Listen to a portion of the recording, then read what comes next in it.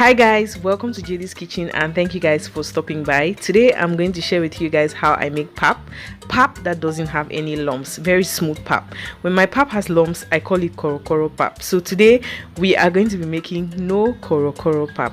So I begin by pouring or putting my pap into the pot and I'm measuring just what I'm going to be able to finish. I go ahead to add in my sugar. You could add your sugar when you are done making your pap, but I like to make my pap alongside the sugar. I like to just mix it up at the beginning. Go ahead to add some water. Now you want to be careful because the quantity of water you put in will determine the texture of your pap at the end.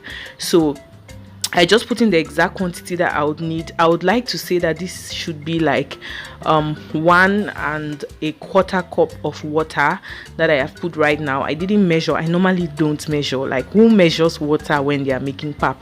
But you just want to be careful.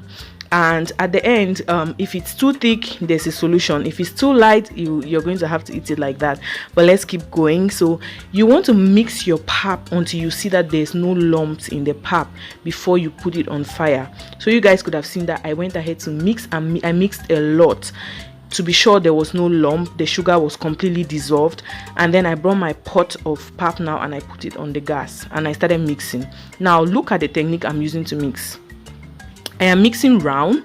When I mix round the pot, I come back to the center of the pot. You can see that I'm at the center right now, and then I've gone back round the pot, so you're touching all the corners of the pot. If you focus on one part, like if you stay in the center, the corners of the pot will start thickening, and then by the time you want to go back there to mix, it will start forming lumps, and then you would have made koro pap.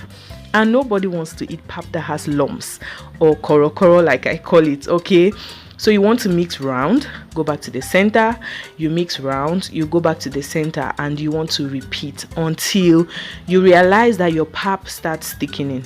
Now if you did not put enough water, your pap is going to get very thick. Now I intentionally did not put too much water because this is the consistency I wanted. I didn't want my pap to be too light. Why? Because at the end I'm going to add in cold water milk to make it to get it to the texture that I want it. Is it texture? To get it to the texture that I want it, the thickness that I want it, or the lightness that I want my pap to be. So when you're mixing, you're going to notice that at some point it starts thickening, and once it starts thickening, you want to turn a little bit faster and make sure you're mixing the pap that is thickening with the one that is still light, so that it can mix properly and no part is, what's the word, is it coagulating or forming lumps? Okay, so I hope this explanation is good enough. Like, I feel like it's until last year that I started getting my pap right. Like, even with having kids, there are days that I'll make pap and I'm like, what did I do wrong? Why is this pap not? So yeah, this is the secret. Mix every corner of your pap. Come to the middle, go to the outer corners of your pot. Just keep me, you guys can see what's happening now. My pap is thickening and I'm increasing my speed, and I'm still following the same technique. I'm not leaving any place unturned. I am turning in the middle, I'm turning at the corners. Okay, so now you can see that the pap is really thick. For some people, they might enjoy it like this, but I love my pap lighter. And because I wanted to eat immediately, I made it this thick so that I'll have the option of adding some cold water and milk. Now if you're using liquid milk already, you will just pour in your milk, but I'm using powdered milk, so I'm going to put the milk in a bowl. I add in some water and mix, and you want to mix the milk till it's smooth. Do not take your dry milk and put it in hot pap and then you do not mix immediately. Like, even if you put your dry milk in hot pap without water, if you're not fast with your mixing, the milk is going to lump up, and then it will still look like your pap has lumps or koro. So this is what I do. I put the water, the milk, I mix it until it's smooth, and then I bring in my pap and I put it into the milk. Now the pap is really hot, but what's going to happen is that once you put it into this cold milk, it's going to get maybe lukewarm, and it's just going to get to the point where I can eat.